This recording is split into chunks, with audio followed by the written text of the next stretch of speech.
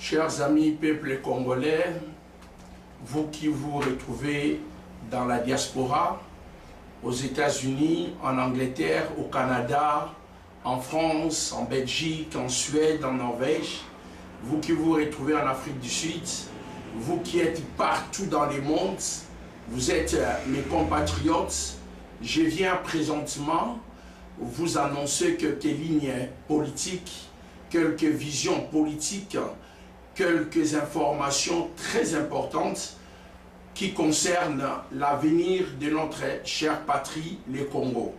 Nous sommes Congolais, nous sommes un fils du pays, nous sommes propriétaires de cette grande nation, ce grand pays, cette grande patrie. Moi, tant que sujet congolais, ressortissant de la République démocratique du Congo, j'ai la responsabilité de défendre mon pays et toute son intégrité. J'ai la responsabilité de défendre mon peuple congolais qui n'est autre que mes compatriotes. Chers amis, la situation est grave. La situation elle est plus grave que vous l'imaginez. La situation elle est beaucoup plus grave que vous le croyez. Et moi, conscient de la situation, de la dégradation terrible, horrible, insupportable de mon pays, c'est ainsi que, prenant conscience du danger que court mon peuple congolais, c'est ainsi que je me suis cassé en 4 morceaux pour venir devant vos écrans, devant vous, vous adresser un ou deux messages. Ce message est d'une grande vitalité. Ce message est d'une profonde importance. Mais le message est celui-ci. Premièrement, je viens dénoncer le jeu machiavélique de la communauté internationale qui veulent favoriser les imposteurs au pouvoir dans mon pays. J'ai comme impression qu'il y a Kabila qui est un imposteur, qui est un parvenu, qui est un sujet rwandais Tutsi, qui demeure depuis 2001 au pouvoir frauduleusement, illégalement. Pourquoi je dis frauduleusement?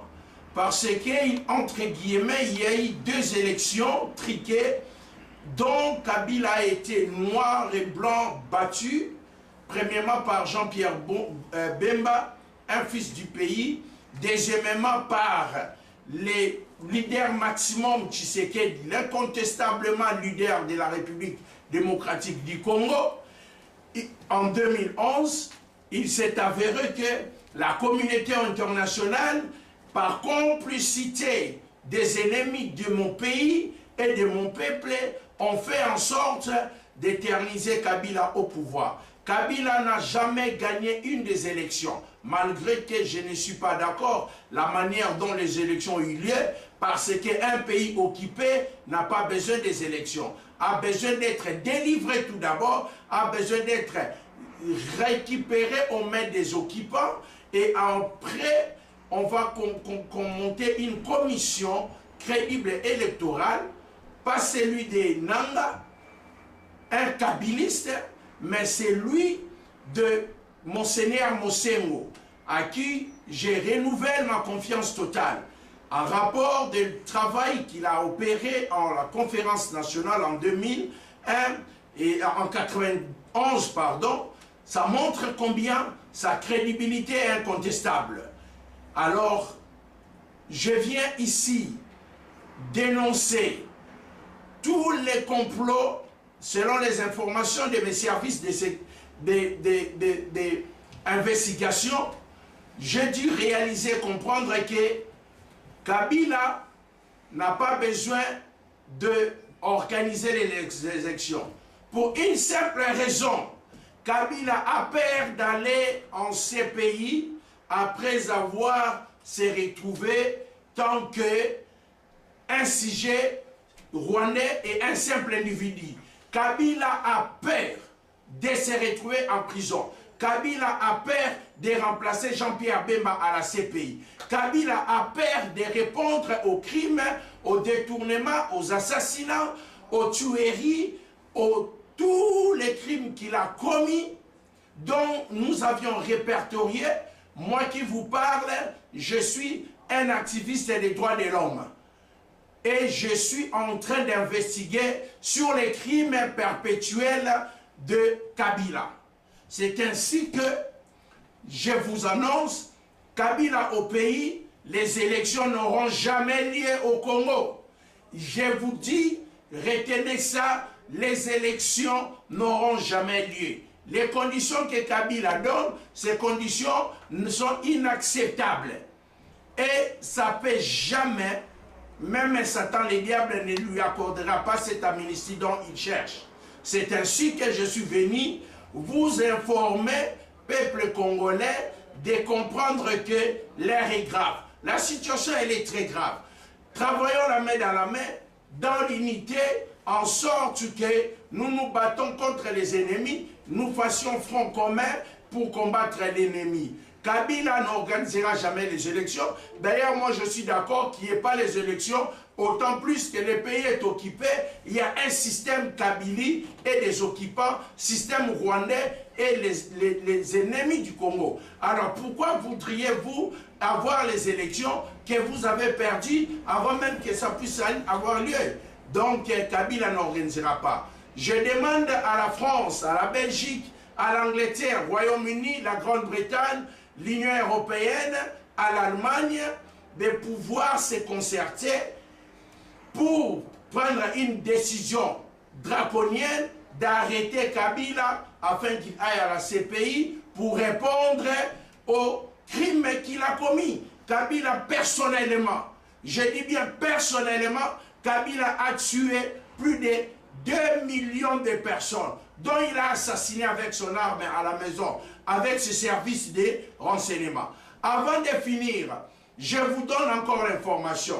Je viens présentement, je dis bien présentement, dénoncer une personne qui représente plus danger, beaucoup de danger que Kabila. Il s'agit de Moïse Katumbi.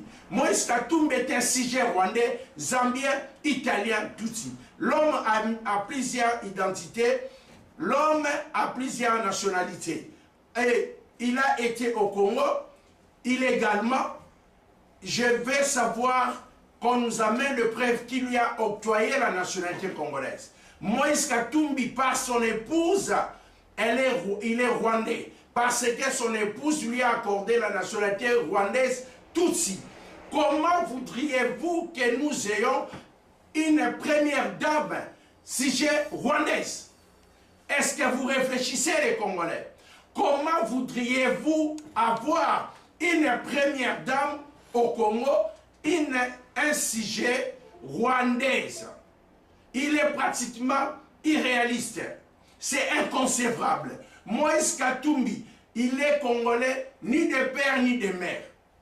Il est Congolais comme tout le monde a des titres de séjour. Et Moïse Katumbi, il a détourné plus de 10 milliards.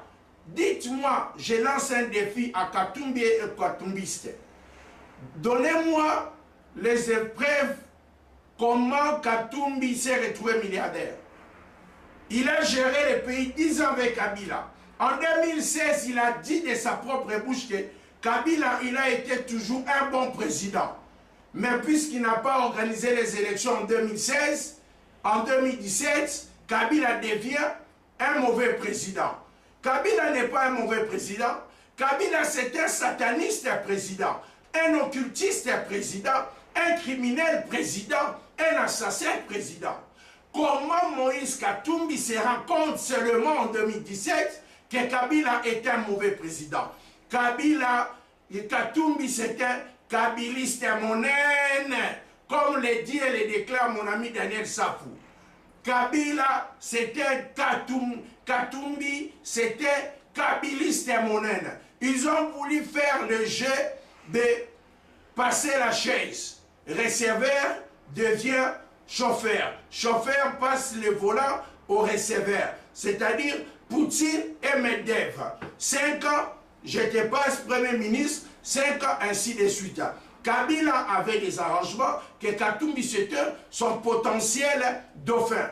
Comme Kabila n'a pas de garantie de sécurité, d'être initié, de protection, après avoir exercé maladroitement et frauduleusement son pouvoir, il n'a pas confiance à Katumbi, c'est ainsi qu'il a refusé de céder le pouvoir. Voilà, enfin, je vous dis simplement que Katumbi, Vital Kamerhe, Moïse Katumbi, ce sont des kabilistes monènes. Je vous dis, je vous remercie, peuple congolais, réveillez-vous, l'heure est grave et très grave. Que vive la République démocratique du Congo, que vive la RDC. Merci.